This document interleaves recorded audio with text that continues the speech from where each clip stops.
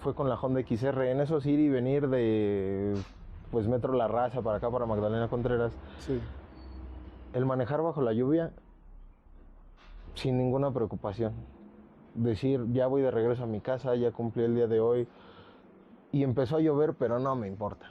Llegar empapado así, yo creo que para muchos tal vez es pues disgustante esa experiencia, pero para mí no, era bastante divertido, era reconfortante el decir, pues sí, llegué empapado y qué, pero llegué feliz, llegué en la moto.